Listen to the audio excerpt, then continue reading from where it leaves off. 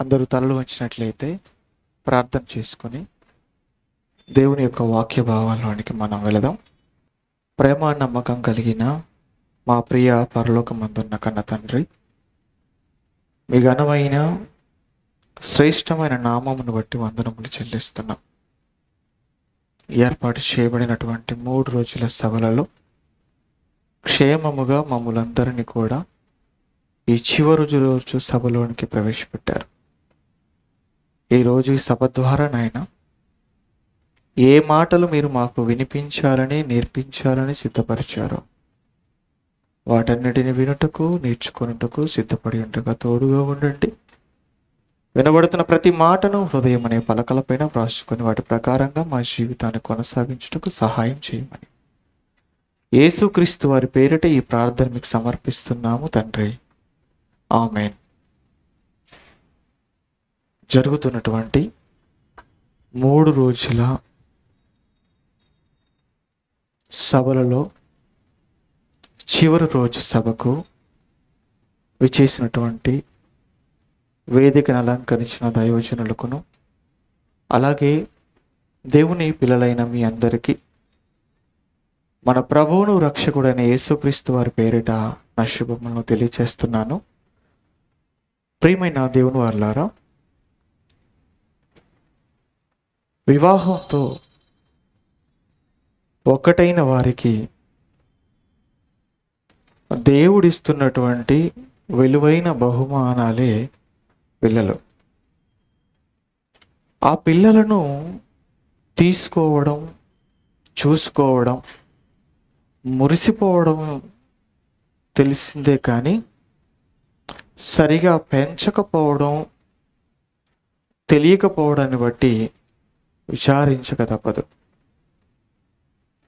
అలా సరిగా పిల్లల్ని పెంచకపోగా తల్లిదండ్రులైన వారు పిల్లల విషయంలో ఎలాంటి ఆలోచనలు కలిగి ఉంటారు అన్నప్పుడు, మీ పిల్లలు ఎలా ఉండాలని కోరుకుంటున్నారు అని అడిగితే వారు చెప్పే సమాధానం, మా పిల్లలు చాలా గొప్ప వాళ్ళు అయిపోవాలండి, అందరూ మా పిల్లలను తలెత్తి చూసేటువంటి స్థితిలో ఉండాలని కోరుకుంటారు. గొప్పవారు కావాలని కోరుకోవడం తప్పు కాదు, కానీ గొప్పవారు కావాలి అంటే దానికి తగిన విధంగా పెంచుకోకపోవడం తప్పు. మనం ఇంట్లో ఒక మొక్క వేసుకున్న తర్వాత ఆ మొక్క విషయంలో మనకంటూ ఆలోచనలు ఉంటాయి. ఏంటి ఆలోచనలు అన్నప్పుడు, ఈ మొక్క నుంచి నాకు ఫలాలు కావాలి అని. వేసినటువంటి మొక్క విషయంలో ఫలాలు కావాలని ఆలోచన మనకు ఉండడం మంచిదే. ఉన్న ఆలోచనని బట్టి ఆ మొక్క నుంచి ఫలాలు రావాలంటే ఆలోచన కలిగి ఉంటే సరిపోతుంది అన్నప్పుడు లేదు. ఆ మొక్క పెరగాలి, పెద్ద అవ్వాలి, అది పూత పోయాలి, పిందె వేయాలి, తర్వాత మనం తినడానికి అనుకూలమైనటువంటి ఫలాలను ఇస్తుంది. ఆ సమయం వచ్చేంత వరకు ఆ మొక్క విషయంలో మనం ఎన్నో జాగ్రత్తలు తీసుకుంటాం. ఆ మొక్కకు నీళ్లు పోస్తాము, ఎరువులు వేస్తాము, చీడ పడితే మందు కొడతాము, చాలా జాగ్రత్తగా కాపాడుకుంటాం. కనుక అది పెరిగి పెద్దయిన తరువాత తగిన కాలంలో మనకు ఫలాలని ఇస్తుంది. అలాగే మన గర్భాన్న పుట్టిన పిల్లలు, దేవుడు మనకిచ్చినటువంటి పిల్లలు కూడా గొప్పవారు కావాలని కోరుకోవడం మంచిది. మరి వారు గొప్పవారు కావాలంటే వారి విషయంలో కూడా తగు జాగ్రత్తలు మనం తీసుకోవాలి. కంటికి రెప్పలా జాగ్రత్తగా వారిని మనం పెంచుకోవాలి. ఈరోజు తల్లిదండ్రులైన వారిని మనం చూస్తున్నప్పుడు ఎక్కువ శాతం మంది వారికి ఇచ్చినటువంటి పిల్లల విషయంలో నిర్లక్ష్య ధోరణి చూపిస్తున్నట్లుగానే కనబడుతుంది. జాగ్రత్త కంటే అజాగ్రత్త ఎక్కువ వహిస్తున్నట్లుగా మనం చూడగలం. ఏంటండి అంత మాట అనేశారు? ఎక్కువ మంది పిల్లల విషయంలో అజాగ్రత్తగానే ఉంటున్నారా? జాగ్రత్తగా పెంచుకునే విషయంలో ఏమండి, ఉండడం లేదా అన్నప్పుడు ఉండడం లేదన్నట్లుగానే కనబడుతుంది పరిస్థితులు. ఎందుకు నేను ఈ మాట అంటున్నానంటే, పిల్లలను క్రమంగా పెంచాలి, జాగ్రత్తగా పెంచుకోవాలంటే వేసే ప్రతి అడుగులో, పిల్లల విషయంలో తీసుకునే ప్రతి నిర్ణయంలో ఆచి తూచి అడుగు వేయాలి, ఎంతో జాగ్రత్త వహించాలి. ఈరోజు ఎంతమంది అలా ఉన్నారన్నప్పుడు చాలా తక్కువ మంది కనబడుతున్నారు. మరి ఎక్కువ మంది ఏం చేస్తున్నారు అన్నప్పుడు అండి, పిల్లల విషయంలోనండి వారు అడిగినదల్లా ఇస్తున్నారు. నిర్లక్ష్యం అంటే ఏంటనుకుంటున్నారు? పిల్లలు ఏది అడిగితే అది ఇస్తున్నారు. ఏమండి, ఒక్కసారి మీరు మనసు పెట్టి ఆలోచించండి. పిల్లలు అడిగినదల్లా కొనిచ్చే వాళ్ళు లేరు అన్నప్పుడు ఉన్నారు. బర్త్డే వచ్చిందంటే వాడు అంటాడు, మమ్మీ నాకు 5,000 రూపాయల డ్రెస్ కావాలంటాడు, అంతే. వాడు అడగగానే 5,000 పెట్టి డ్రెస్ కొనిచ్చే వాళ్ళు లేకపోలేదు. నాకు తెలిసినటువంటి ఒక తండ్రి ఉన్నాడండి, తన కొడుకంటే తనకు చాలా ఇష్టమట, చాలా ప్రేమట. ఆ ప్రేమతో ఆయన ఏం చేస్తున్నాడు అన్నప్పుడు, ఇప్పటికీ ఏం చేస్తున్నాడు అన్నప్పుడు, కొడుకు అడగగానే సైకిల్ కొనిస్తున్నాడు, అడగగానే ఫోన్ కొనిస్తున్నాడు, అడగగానే బండి కూడా కొనిచ్చేసాడు. ఇందుకు ఆ కొడుకు వయసు ఎంత అన్నప్పుడు అండి, 13 సంవత్సరాలు.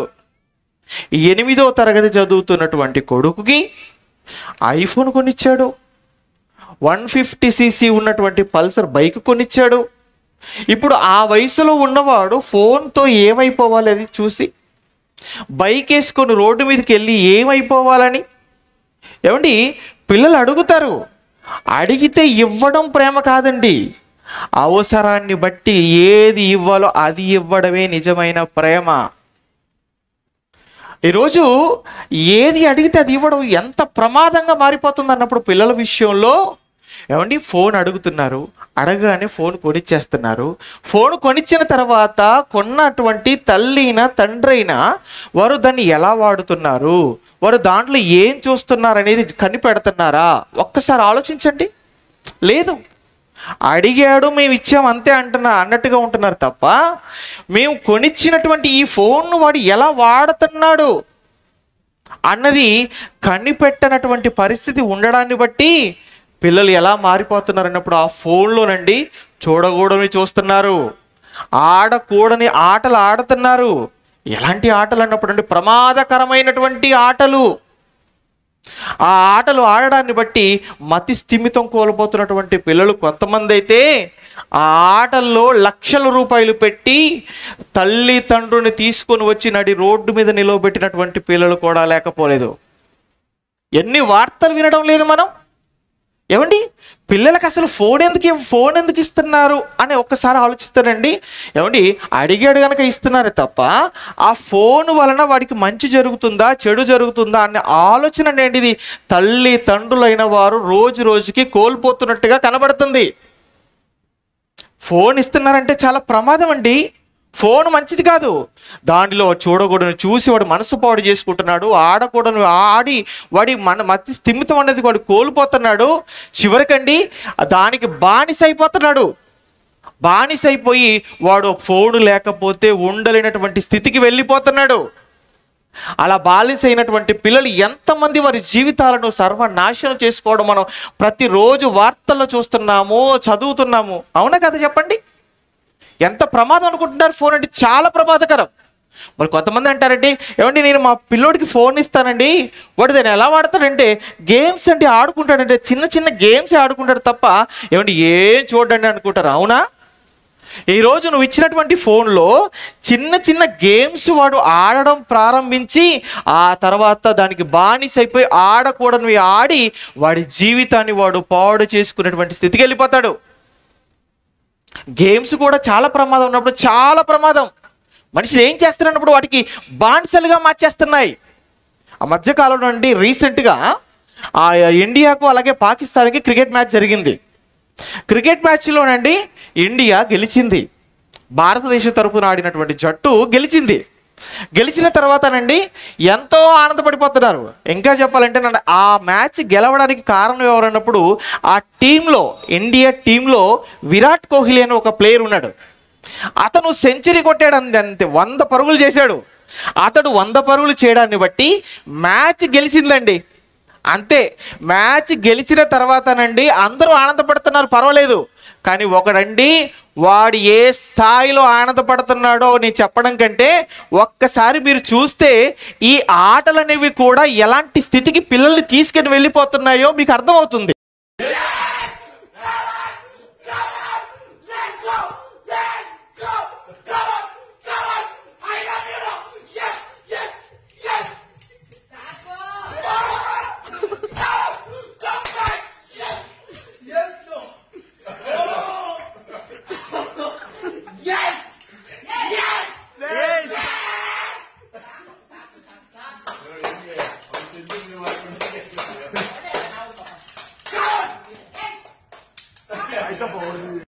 ఎంతవరకు తీసుకోవాలో అంతవరకైతే మేలే. శృతి మించితే, హద్దు దాటితే ప్రమాదకరంగా మారిపోతాడు. ఇప్పుడు ఇలా ఉన్నవాడి విషయంలో తల్లి తండ్రి జాగ్రత్త తీసుకోకపోతే నెక్స్ట్ వాడు వెళ్ళిపోవాల్సింది ఎక్కడికన్నప్పుడు ఎర్రగడ్డ మెంటల్ హాస్పిటల్కి వెళ్ళిపోవాలి. వాడు ఏంటండి పరిస్థితి? ఇలాంటి పరిస్థితికి పిల్లలు వెళ్ళిపోతున్నప్పుడు తల్లి తండ్రి అయిన వారు జాగ్రత్తలు తీసుకోవాలి. దయచేసి ఫోన్కు దూరంగా పెట్టండి. ఏమండి, ఫోన్కు దూరంగా పెట్టమని నేను చెప్పడం కాదండి, ఎంతోమంది మేధావులైన వారు అనేకమైనటువంటి సర్వేలు చేసి వారు చెబుతున్నటువంటి మాటలు వింటున్నప్పుడు అండి చాలా భయం వేస్తుంది. ఏం చెబుతున్నారంటే ఒకసారి పేపర్ చూడండి. పిల్లలకు మీరు ఫోన్ ఇస్తే రిస్క్లో పడినట్లే అని హెడ్డింగ్ పెట్టి మరి న్యూస్ వేశారండి. చూడండి ఒక్కసారి. చూడండి, మీ పిల్లలకు ఫోన్లు ఇస్తున్నారా? అయితే రిస్క్లో పడ్డట్టే. మీ పిల్లలు ఏడుస్తున్నారని ఫోన్లు ఇస్తున్నారా? అయితే వారికి మీరు కీడు చేసినట్లే. చిన్న పిల్లల్లో 6 నెలల నుంచి మాటలు రావడం ప్రారంభమవుతుంది. చుట్టూ ఉన్న పరిసరాలను చూస్తూనే వారు మాట్లాడడం నేర్చుకుంటారు. ఈ వయసులో ఫోన్లు ఇవ్వడం ద్వారా వాటినే చూస్తుంటారు. తద్వారా 3 ఏళ్ల దాకా మాటలు రాకపోయే ప్రమాదం ఉందని డాక్టర్లు అంటున్నారు. అంతేకాకుండా భవిష్యత్తులో ఆటిజం వంటి సమస్యలు తలెత్తే అవకాశం ఉందని డాక్టర్లు చెబుతున్నారు. ఏమండి, పిల్లలకి ఏ వయసు నుంచి పిల్లలకి ఫోన్లు ఇస్తున్నారు? 6 నెలల నుంచి. ఏమండి, 6 నెలల నుంచి పిల్లలకు ఫోన్లు ఇస్తున్నటువంటి తండ్రులు లేరా? మీరు ఒక్కసారి చెప్పండి. ఇస్తున్నారు. ఇచ్చి ఏం చెప్తున్నారంటే, ఎందుకండి అంత చిన్న బిడ్డకు ఫోన్ ఇస్తున్నారంటే, ఏమండి మా బిడ్డ ఫోన్లోనండి దేవుని పాటలు పెడితే బాగా ఫోన్ చూస్తుందండి, దేవుని పాటలు చూస్తుందండి, అంతే. ఇంకేం చూస్తుంది? రైమ్స్ చూస్తుంది. ఏం రైమ్స్? చిట్టి చిలకమ్మ అమ్మ కొట్టిందా, తోటకెళ్ళావా, పండు తెచ్చావా, గూట్లో పెట్టావా, గుడుక్కున మింగేవా, అంతే.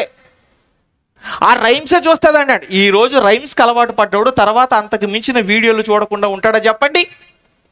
మీరు ఫోన్లు ఇవ్వడం వల్ల ఎలాంటి స్థితికి వెళ్ళిపోతున్నారండి?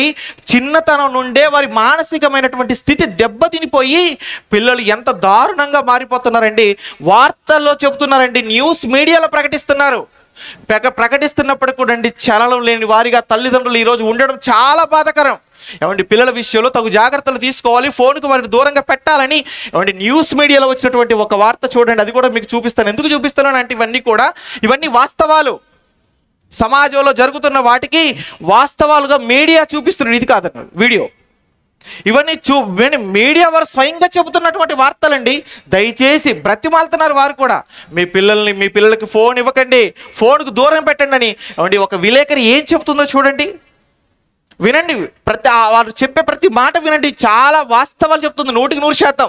అసలు ఈ జమానాల చిట్టిపొట్టి పోరగాన్లు స్మార్ట్ ఫోన్లతో ఎట్లా ఆడుకుంటున్నారు? వాళ్ళ అంబాడే పోరగాన్లు కూడా ఫోన్లతోని గిట్ల అనుకుంటా మురిచిపోతున్నారు. ఫోన్ లేకుంటే కింద మీద అవుతున్నారు. ఏమన్నా అంటే కోపంగానమ్మా, ఈ చిన్నపిల్లగాన్లకు ఫోన్లు అలవాటు చేసేది అమ్మ నాయననే. ఫస్ట్ వాళ్ళని అనాలే, అంతే కదా. పోరగాన్లు ఏడవ పాపం ఫోన్ చేతిలో పెడతారు, యూట్యూబ్ తెరిపిస్తారు, ఇక వీళ్ళు పనులు వీళ్ళు చూసుకుంటారు, అంతే కదా. అయితే అట్లా చేయకుర్రోళ్ళ దయచేసి. ఎందుకంటే ఇగో గిందుకు చూడురి, ఇగో ఈడ ఒక పోరడు వండుకున్నాడు, 5 ఏళ్ళు కూడా ఉండయి, నిద్రలు ఏం చేస్తున్నాడో చూడాలి మీరు.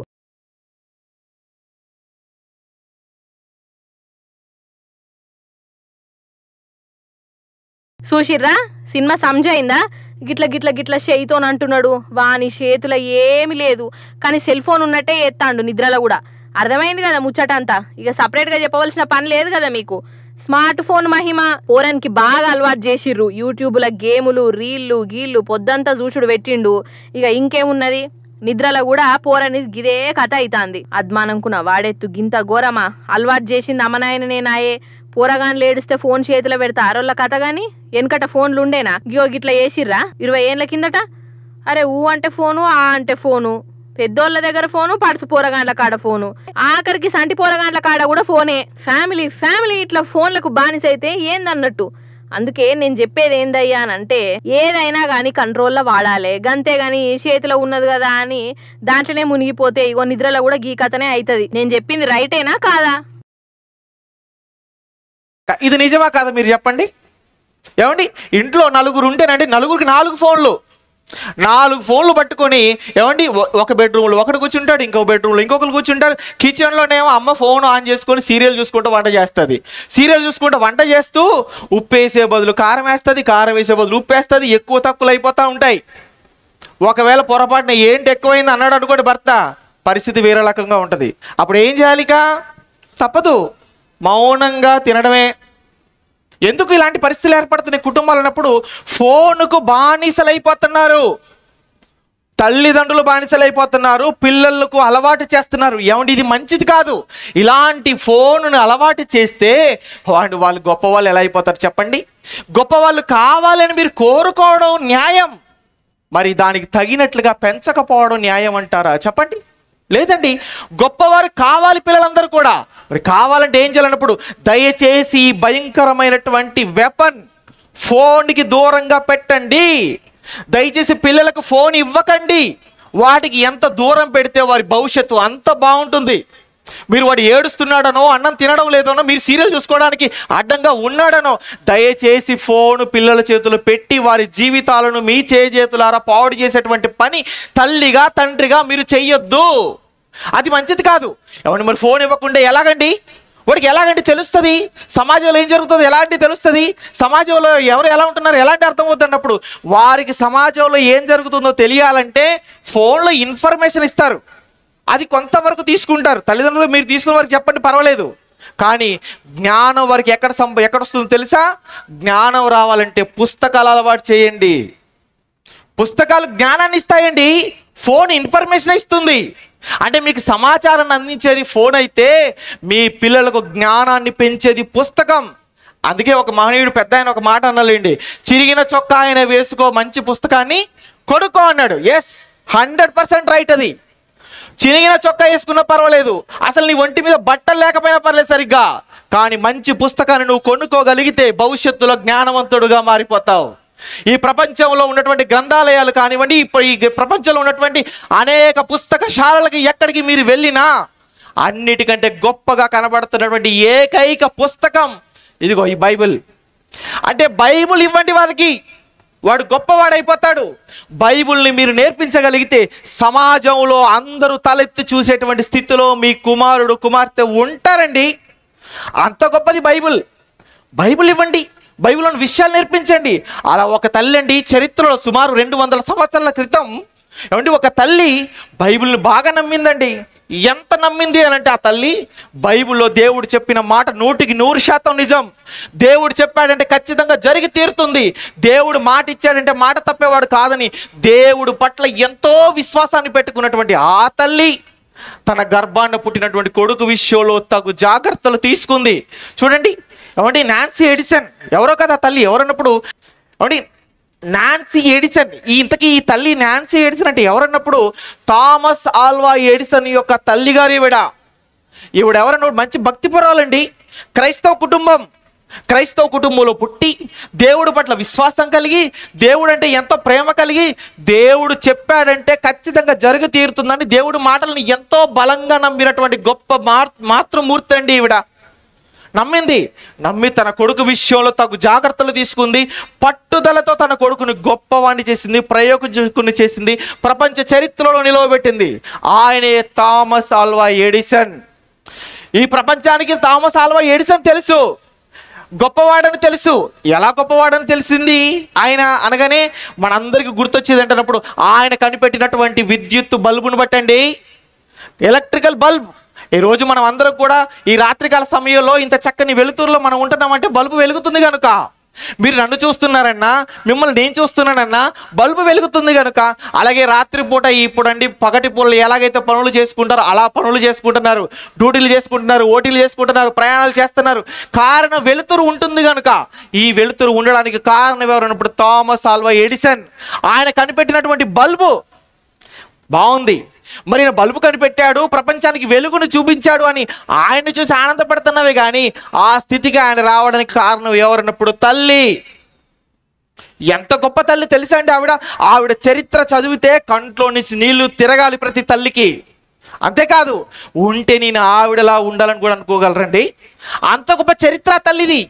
ఏమండి, ఆ తల్లి ఈ థామస్ ఆల్వా ఎడిసన్ బాల్య దశలో ఉన్నప్పుడు కుమారుని బడికి పంపించింది. కుమారుడు బడికి వెళ్తున్నాడు, 4-5 సంవత్సరాల వయసు అండి. బడికి వెళ్తున్నటువంటి సమయంలో వాడు రోజు వెళ్తున్నాడు వస్తున్నాడు. ఒక రోజట ఆ స్కూల్ టీచర్ అటండి ఒక లెటర్ రాసి ఆ థామస్ ఆల్వా ఎడిసన్ చేతిలో పెట్టి ఇంటికి నేరుగా వెళ్ళి మీ అమ్మకి ఇవ్వు అని చెప్పాడటండి. చెప్పగానే ఇంటికి వచ్చినటువంటి కుమారుడు తీసి, అమ్మ మా టీచర్ నీకు ఈ లెటర్ ఇవ్వమనింది అని తల్లికి ఇచ్చేసేటండి. తల్లి ఆ లెటర్ ఓపెన్ చేసండి కుమారుడు ముందే లెటర్లో ఉన్నటువంటి ఒక్కొక్క మాట చదువుతున్నప్పుడు ఆమెకి తెలియకుండానే ఆమె కంట్లో నుంచి నీళ్లు కారిపోతున్నాయట. ఏడ్చేస్తుంది తల్లి. ఏడుస్తుంటే కొడుకు అడుగుతున్నాడు, ఏంటమ్మా లెటర్ చదువుకుంటూ ఎందుకు ఏడుస్తున్నావు, ఏముంది అందులో విషయం, చెప్పమ్మా అని కొడుకు అడిగాడటండి. అడిగినప్పుడు ఆ తల్లి అనిందట కొడుకుతో, నానా ఇందులో ఏముందనంటే మీ కొడుకు చాలా జ్ఞానవంతుడు, మీ కొడుకు చాలా ఇంటెలిజెంట్, మీ కొడుకు ఏది చెప్పినా కానీ బాగా జ్ఞాపకం పెట్టుకుంటున్నాడు, చాలా గొప్పవాడు మీ కొడుకు. ఇంత గొప్పవాడైనటువంటి మీ కొడుకుకి చదువు చెప్పేటువంటి స్థాయి మాది కాదు, కాబట్టి మా బడికి మాన్పించి కావాలంటే వేరే బడిలో చేర్పించండి అని రాస్తుందని చెప్పిందట తల్లి. అప్పుడు ఆ కొడుకు, అవును నేను చాలా గొప్పవాడిని అనుకున్నాడు, బాల్యం కదండి అనుకున్న తర్వాత ఆడుకుంటున్నాడు. తల్లి కొడుకును కూర్చుని ఏడుస్తూ ఉంది. ఏం చేయాలి నా కుమారుణ్ణి అని ఆలోచించింది, బాధపడుతుంది. అలా బాధపడుతున్నటువంటి తల్లికి వచ్చిన ఒక ఆలోచన ఏంటో తెలుసా అండి, నా కొడుకుని ఇక బడికి పంపించను, ఏ బడిలో చేర్పించను నేను. మరి ఎలా? నా కొడుకుకి తల్లిని నేనే, ఇక నుంచి టీచర్ కూడా నేనే అని కూర్చోబెట్టి చదువు చెప్పడం ప్రారంభించింది. 1వ తరగతి, 2వ తరగతి, 3వ తరగతి, 5వ తరగతి వరకు ఇక తల్లి ఇంట్లో కూర్చోబెట్టి చదువు చెబుతుందండి. తల్లి పట్టుదలతో కొడుకుకి చదువు చెప్పడం ప్రారంభించింది. ఆ తర్వాత ఆ కొడుకుకు 10 సంవత్సరాల వయసు వచ్చినప్పుడు 10 సంవత్సరాల వయసు నుంచేనండి కొత్త వస్తువులు తయారు చేయడం ప్రారంభించేశాడు థామస్ ఆల్వా ఎడిసన్. అలా అన్ని ఒక్కొక్కటి తయారు చేయడం ప్రారంభించేసాడండి. ఇప్పటికీ కూడా సుమారండి నాకు తెలిసి ఆయన గురించి నేను సేకరించినటువంటి ఇన్ఫర్మేషన్ బట్టి ఆయన తయారు చేసినటువంటి వస్తువులు ఎవరు తయారు చేయలేదు, కొత్తవి. ఎన్ని తయారు చేశాడు? సుమారు 2030 వస్తువులు తయారు చేశాడటండి, ఎవ్వరు చేయనివి. కొత్తవి తయారు చేశాడు. అందుకే ప్రపంచం గుర్తించింది, అమ్మో ఇంత గొప్పవాడా అని ప్రపంచం గుర్తించింది.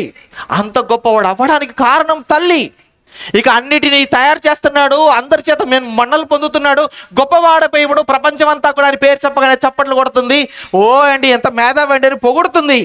అలా పొగడతల్లో ఉండిపోతున్నాడు, ఆనందపడిపోతున్నాడు. జీవితం అలా కొనసాగుతుంది. ఆ సమయంలో తల్లి వృద్ధాప్యంలోకి వెళ్ళిపోయింది. ఒకానొక రోజు తల్లి మరణించింది. తల్లి మరణించినప్పుడు చాలా ఏడ్చేశాడు. నా తల్లి నాకు అన్ని విషయాల్లో తోడుగా ఉంది, నన్ను కంటికి రెప్పలా కాపాడింది, ఇంత గొప్పవాడిని అవ్వడానికి కారణమయ్యింది, కానీ ఈరోజు నన్ను విడిచిపెట్టి వెళ్ళిపోయింది అని చాలా బాధపడింది. ఏడుస్తున్నాడు. రోజులు గడుస్తున్నాయి. ఆ తర్వాత థామస్ ఆల్వా ఎడిసన్ అండి ఒకానొక సమయంలో ఇంట్లోకి వాళ్ళ అమ్మ ఉండేటువంటి గదిలోకి వెళ్ళాడట. వెళ్ళిపోయి ఆ బీరువా ఓపెన్ చేశాడటండి. బీరువా ఓపెన్ చేయగానే బీరువాలో ఏమండి బైబిల్ కనిపించిందట. బీరువాలో ఏం కనిపించింది? బైబిల్. ఏమండి ఆ తల్లి తను చదువుకునేటువంటి బైబిల్ ఎక్కడ పెట్టేదో తెలుసా అండి? బీరువాలో పెట్టేది. ఈ రోజు మనలో ఎవరైనా కానీ ఏమంటే నేను చదువుకుంటున్నటువంటి బైబిల్ని బీరువాలో పెట్టుకున్నాను అనేవాళ్ళు ఎవరు ఉన్నారా? లేదు. మనం ఎలాంటి వాళ్ళం అంటే ప్రార్థన అనగానే బైబిల్ తీసుకొని వచ్చిన తర్వాత ఇక్కడ కూర్చుంటాం, వాక్యం వింటాం, ఇంటికి వెళ్ళిపోయిన తర్వాత బైబిల్ ఎక్కడ పడేస్తామో మనకి తెలియదు. మరి కొంతమంది ఎలా ఉంటారు అన్నప్పుడు ఏమంటే ఇంట్లో పడేసిన తర్వాత మరలా ఆదివారం వచ్చేంత వరకు బైబిల్ జ్ఞాపకం కూడా రాదు. ఆదివారం వచ్చిందంటే అప్పుడు తీస్తారు ఆ బైబిల్కి అటొక దెబ్బ ఇటో దెబ్బ కొట్టేసి దుమ్ము దులిపేసి అప్పుడు తీసుకుని వచ్చేస్తారు చర్చ్కి. ఇది పరిస్థితి. కానీ ఈ తల్లండి బైబిల్ ఎక్కడ పెట్టింది అన్నప్పుడు బీరువాలో పెట్టేదట. బీరువాలో పెట్టింది. ఆ బైబిల్ తీశాడు, చూశాడు, ఇది మా అమ్మ చదువుకున్న బైబిల్ అని చాలా ఆనందపడిపోయినటువంటి కొడుకు ఆ బైబిల్ ఇలా తెరుస్తున్నప్పుడు అండి ఆ బైబిల్లో ఒక పేపర్ కనిపించింది. ఇంతకీ ఏంటి ఆ పేపర్ అన్నప్పుడు అతను బాల్యంలో టీచరు ఇచ్చి పంపించినటువంటి పేపర్. టీచరు తన చేతిలో పెట్టి వాళ్ళ అమ్మకి ఇవ్వమని చెప్పి పంపించింది చూసారా, ఆ పేపర్ కనిపించిందట. అది ఓపెన్ చేసి అసలు ఇందులో ఏముంది నేను చదువుతాను ఇప్పుడని చదవడం ప్రారంభించాడండి.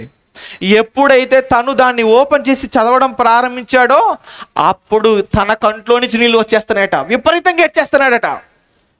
తనెందుకు ఏడుస్తున్నాడో చదివిన తర్వాత దానిలో ఉన్నటువంటి విషయం అందులో ఏముందన్నప్పుడు మీ కొడుకు మొద్దు, వాడికి చెవుడు, చెప్పింది వినిపించుకోవడం లేదు, బాగా అల్లరి చేస్తున్నాడు, ఇలాంటి వాడిని మా స్కూల్లో మేము ఉంచుకోవడానికి ఇష్టపడడం లేదు, దయచేసి ఎట్టి పరిస్థితుల్లో రేపటి నుంచి మీ కుమారుని మా బడికి పంపించకండి అని రాస్తుందండి అందులో. కానీ తల్లి ఏం చెప్పింది? తల్లి చెప్పిన దానికి అందులో ఉన్నదానికి ఎంత తేడా ఉంది చెప్పండి. ఎందుకు అలా చెప్పింది అన్నప్పుడు నా కొడుకు మనస్సు గాయపడకూడదని ఎంత బాగా ఆలోచించిందండి తల్లి. అలా ఆలోచించినటువంటి తల్లి తన కొడుకునండి గొప్పవాడిని చేసింది పట్టుదలతో. అంటే తల్లి పట్టుదలతో ఉంటే కొడుకులు గొప్పవాళ్ళు అయిపోతారా అన్నప్పుడు అవుతారండి. ఏమండి దానికి ప్రత్యక్ష సాక్ష్యంగా ఇదిగో థామస్ ఆల్వా ఎడిసన్ తల్లి కనబడుతుంది. ఏమంటే ఇది 200 సంవత్సరాల క్రితం జరిగినటువంటి వాస్తవం అయితే బైబిల్ చరిత్రలో గొప్పవారిగా మార్చినటువంటి తల్లులు లేరన్నప్పుడు ఎంతో మంది ఉన్నారు. తమ గర్భాన పుట్టినటువంటి పిల్లలను గొప్ప వాళ్ళని చేసిన వారిను. అందులో ఒక తల్లి గురించి మీకు చెప్పి నేను ముగించేస్తాను. ఎవరా తల్లి అన్నప్పుడు ఆవిడే బత్షెబా.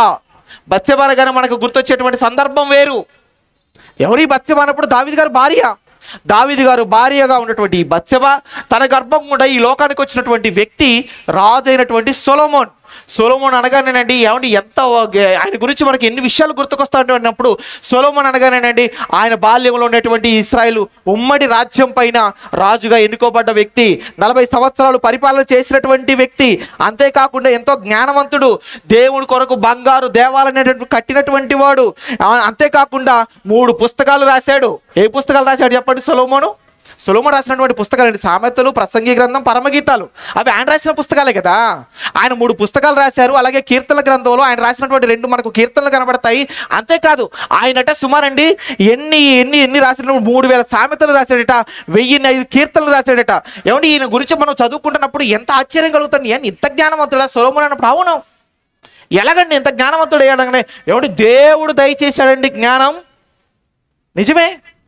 బాల్యంలో ఉన్నప్పుడే ఇశ్రాయేల్ పైన రాజుగా ఆయన ఎన్నుకోబడినప్పుడే, నియమింపబడినప్పుడే ఆయన దేవుడికి ఒక ప్రార్థన చేశాడు. మనందరికి తెలుసు, దేవా నీ ప్రజలను పరిపాలించుటకు నాకు ఎవరి జ్ఞానం ఇవ్వని అడిగాడు. దేవుడికి ఆనందం వేసింది. ప్రజలు పరిపాలించడానికి కావలసినటువంటి వివేకం కావాలా అని అడిగితే దేవుడు వివేకాన్ని ఇచ్చాడు, అలాగే అన్ని ఇచ్చాడు సొలొమోనుకి అని మనం చదువుకున్నాం.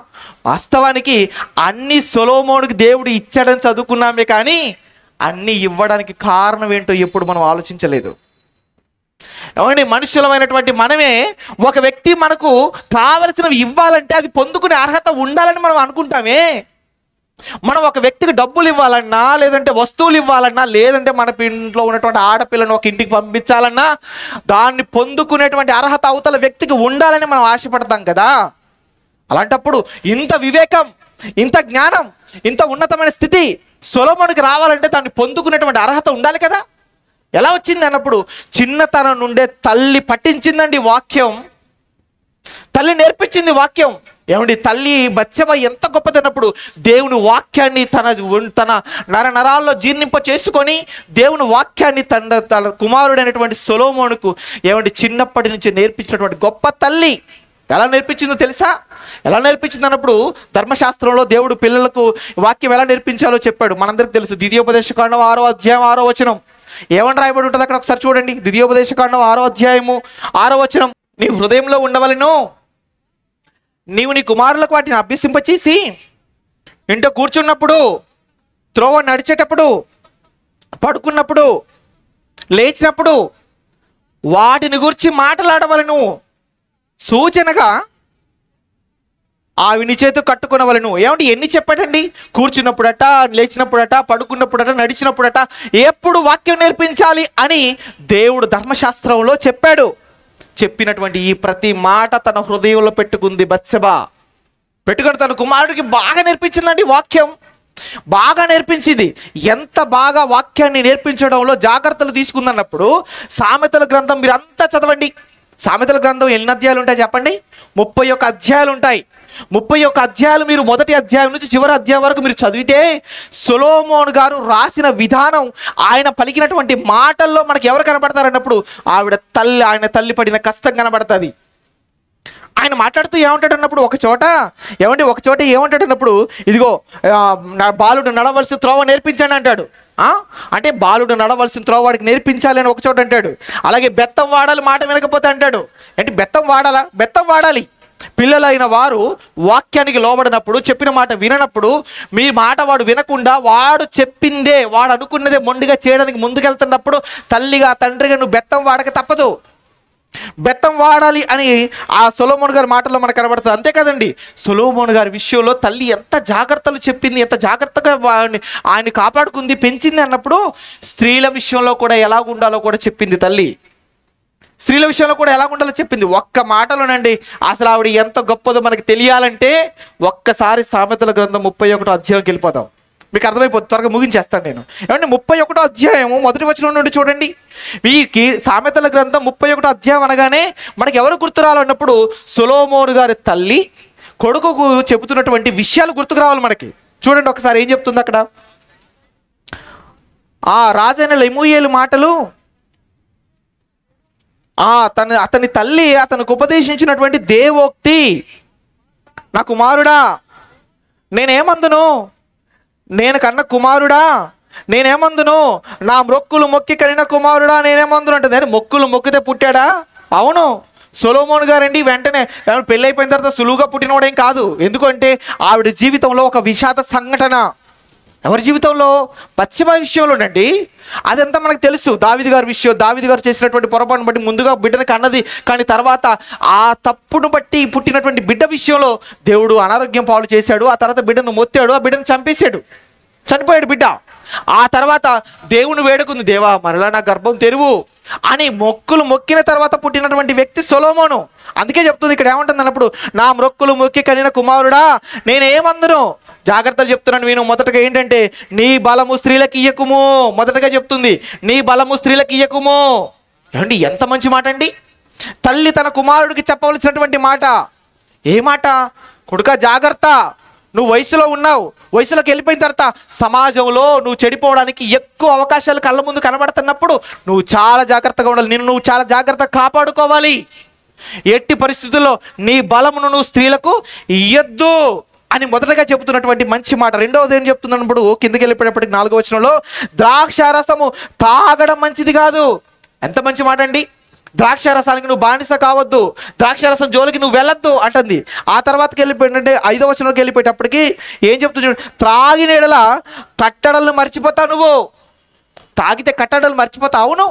అవును. ఈరోజు సమాజంలో చాలా మంది తాగుతూ ఉంటారు. చూడండి, తాగిన వాళ్ళు ఏం మర్చిపోతారు? అన్నీ మర్చిపోతారు, లోకాన్నే మర్చిపోతారు. తాగి ఏం చేస్తాడన్నప్పుడు, తాగి వాడు రోడ్డు మీద వెళ్తాడో, రోడ్డు పక్కన కాలంలో పడిపోతాడో, లేదంటే బండి వేసుకుని వెళ్ళిపోయి ఇంకొకటి డాష్ ఇస్తాడో, ఎదుటివాడి ప్రాణం తీస్తాడో, లేదా వీని ప్రాణం పోట్టుకుంటాడో తెలియదు. ఇలాంటి ఎన్ని సంఘటనలు జరగడం లేదు. అంటే తాగుతూ అన్ని మర్చిపోతారు. మత్తు ప్రమాదం. ఇక్కడ ఏం చెప్తుంది అన్నప్పుడు, ఇదిగో నువ్వు ఆ ద్రాక్షారసానికి నువ్వు బానిస కావు, ఏమైపోతున్నావు? కట్టడలను మర్చిపోతావు, దేవుడు కట్టలను మర్చిపోతావు. జాగ్రత్త, దయచేసి వాటి జోలికి వెళ్ళొద్దు అంటుంది. ఏమండి ఈ అధ్యాయం అంతా మనం చదువుతున్నప్పుడు ఒక తల్లి, ఒక ఉత్తమమైన తల్లి తన గర్భాన పుట్టినటువంటి కొడుకుకి చెబుతున్నటువంటి మంచి విషయాలు కనబడుతున్నాయి. అంటే ఏ తల్లైనా తన కొడుకునైనా కూతురైనా కూర్చోబెట్టి ఈ విషయాలన్నీ చెబితే వాళ్ళు గొప్పవాళ్ళు కాకుండా ఎలా ఉంటారు మీరు చెప్పండి? ఇంతగా నేర్పిస్తే బిడ్డలను కూర్చోబెట్టి తల్లి గొప్పవాళ్ళు కాకుండా ఎలా ఉంటారు పిల్లలు? ఏమండి ఈరోజు పిల్లలకు తల్లిదండ్రులైన వారు ఏం నేర్పిస్తున్నారు చెప్పండి? కలిసి సినిమాకి వెళ్ళిపోవడం నేర్పిస్తున్నారు, పార్కులకు తిరగడం నేర్పిస్తున్నారు, వాటి షాపింగ్ మాల్స్కి తిరగడం నేర్పిస్తున్నారు, ఫంక్షన్లకు వెళ్ళిపోవడం నేర్పిస్తున్నారు, డీజే పెడితే ఎగరడం నేర్పిస్తున్నారు. ఎంత బాధాకరమైన విషయం అంటేనండి, కొన్ని ఫంక్షన్లను చూస్తున్నప్పుడు తల్లి తండ్రి ఆదమర్చి బట్టలు ఊడిపోతున్నా పిల్లల ముందు ఎగురుతూ ఉంటారండి. ఎంత దారుణం చెప్పండి. నువ్వే ఇలా ఎగురుతుంటే బట్టలు ఊడిపోతున్నా కానీ చూసుకోకుండా వాడు రేపు బట్టలు లేకుండా ఎగురుతాడు. అవునా కదా? ఎందుకు? నిన్ను చూసే నేర్చుకుంటాడు వాడు. ఏం నేర్పిస్తున్నారండి పిల్లలకి? మంచి ప్రవర్తన నేర్పిస్తున్నారు? లేదండి. అసలు ఏ పిల్లవాడినైనా నిలవబెట్టి ఒక్క 10 నిమిషాలు మాట్లాడదామంటే భయం. ఎందుకు? నోరు తెరిస్తే ఏ మాటలు వస్తున్నాయండి? మంచి మాటలు వస్తున్నాయా?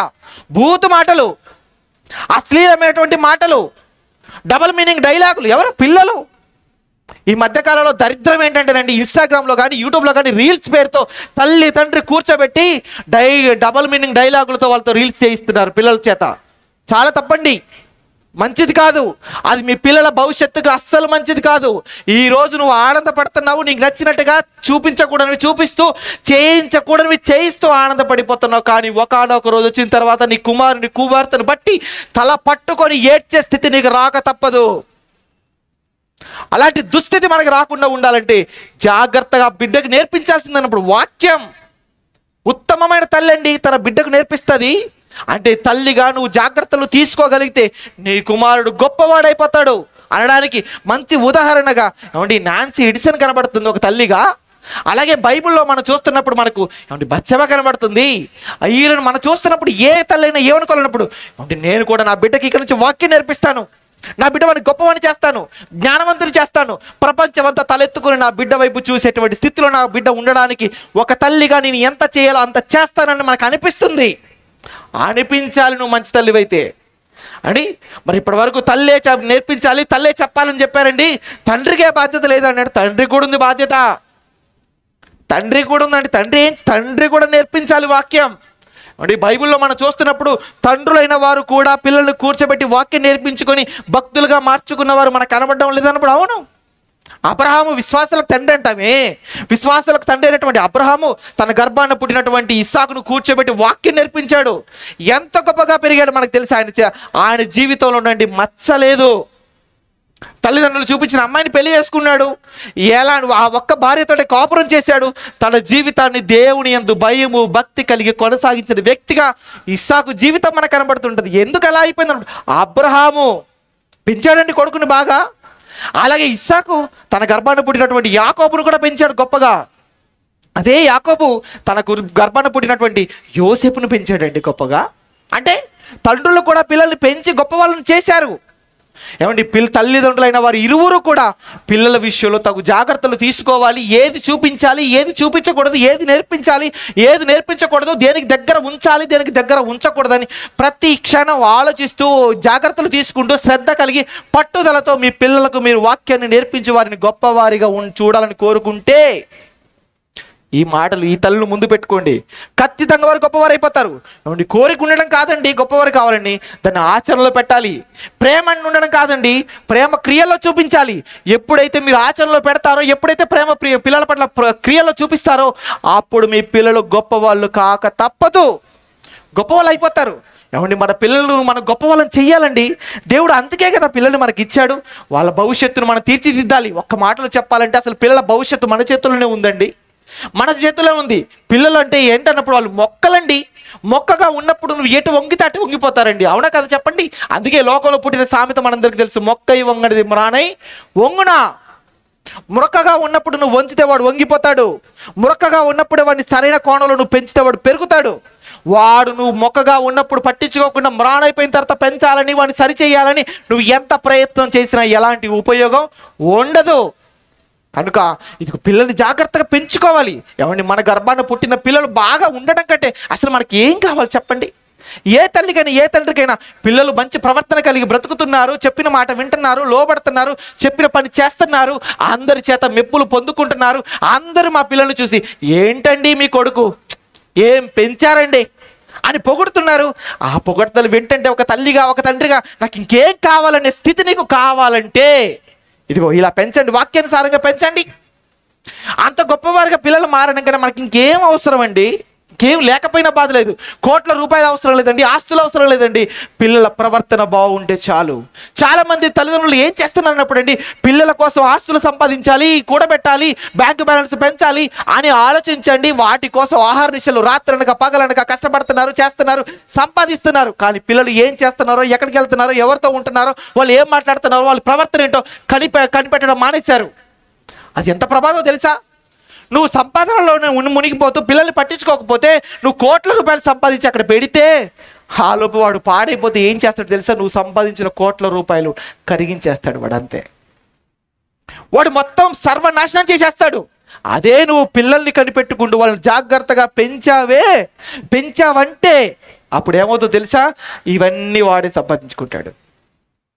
ఏం కావాలి పిల్లలకు? మంచి భవిష్యత్తు.